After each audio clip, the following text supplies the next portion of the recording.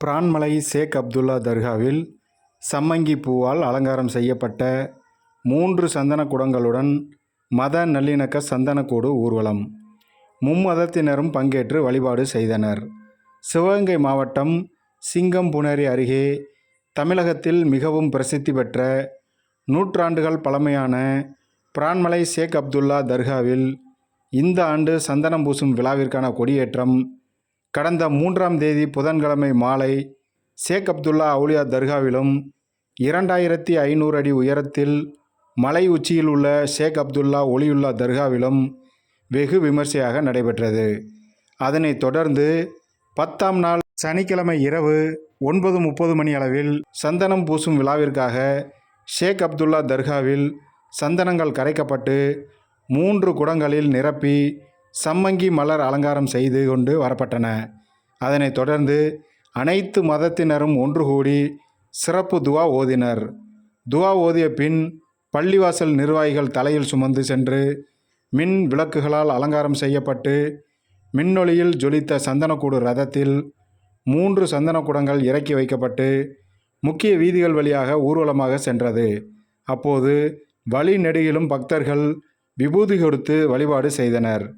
3 சந்தனக்கூடங்கள் ஞாயிற்றுக்கிழமை அதிகாலை மலை உச்சியை சென்றடைந்து ஷேக் அப்துல்லா ஒலியுல்லா தர்காவில் 1119ஆம் ஆண்டு சந்தனம் பூசும் விழா நடைபெற உள்ளது. இதில் ஐந்தூர் கிராமத்தார்கள், அனைத்து சமுதாய மக்கள், பெரியோர்கள், இந்து முஸ்லிம் மக்கள் என ஏராளமானோர் கலந்து கொண்டனர்.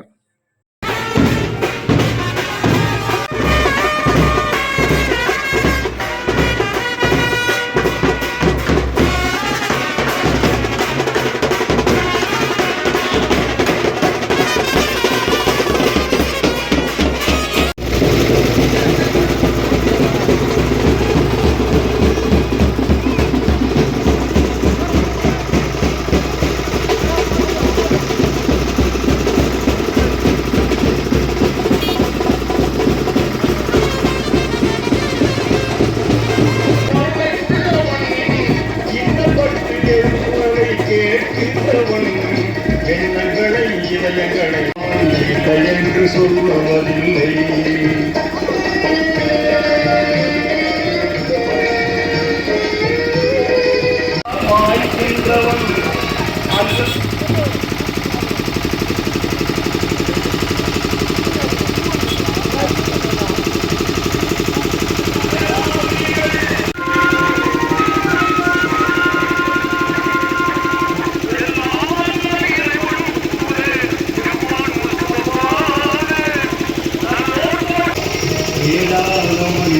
உணவளிப்பவன் வாழ்வியலை மனவதற்கு வழிவகுப்பவன் வாழ்க்கையோடு யாவருக்கும் வழியிருப்பவன்